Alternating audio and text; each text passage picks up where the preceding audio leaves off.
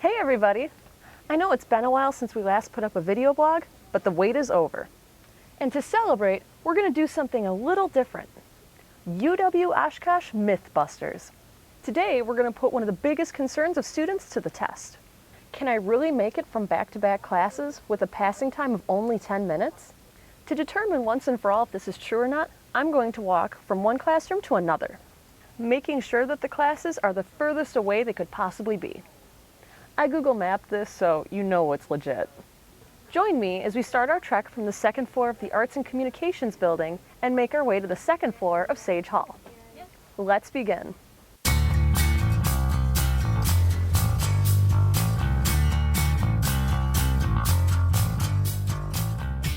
So here I am leaving my music class, and the next class I have to go to is sociology, the furthest class away.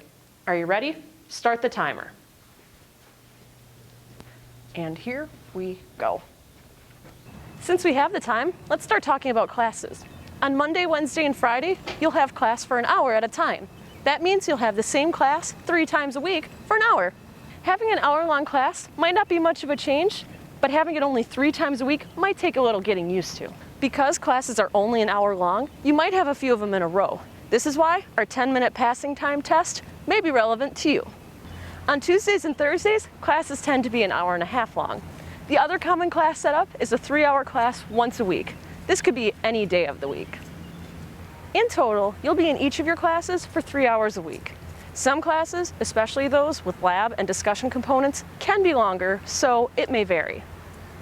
You schedule your own classes, so ultimately you're responsible for what classes you take and when you take them.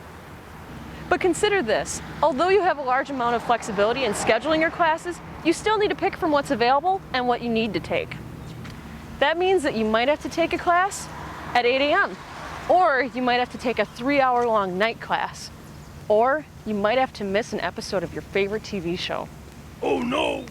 Do your best to schedule around your personal preferences, and just try to understand that not all of your classes may fit within your perfect time frame. Some students like to schedule their classes with a break in between so they have time to study, while others will choose to schedule their classes all in a row so they can study afterward. Also, don't worry about trying to schedule a day off. Sometimes that can be more pain than it's worth.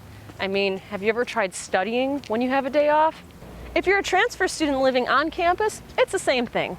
But if you're commuting, you might want to schedule your classes earlier in the day and closer together.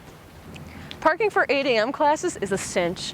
And scheduling your classes closer together means you have less time waiting for class to start and more time for relaxing and studying. But again, that decision is up to you. Having all these choices to make can be intimidating as well as freeing. But there are plenty of people here to help you make those decisions. Your advisor will make sure you know what you're doing when scheduling classes, and they'll help you figure out what classes you should take.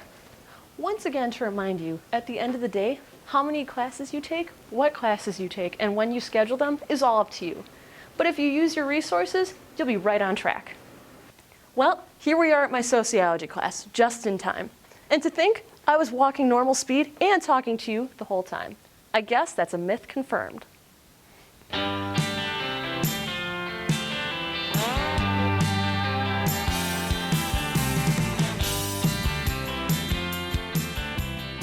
Here we go, start the timer. That means that you'll have the same class for 3 times a week for 3. On Tuesdays and Thursdays, classes tend to be, sorry, I'm eating chunks of my hair. Remember walk then talk. Yes, did I not do that? I don't know. Others like to schedule their classes all at once. Not all at once, that would be dumb. That makes no sense.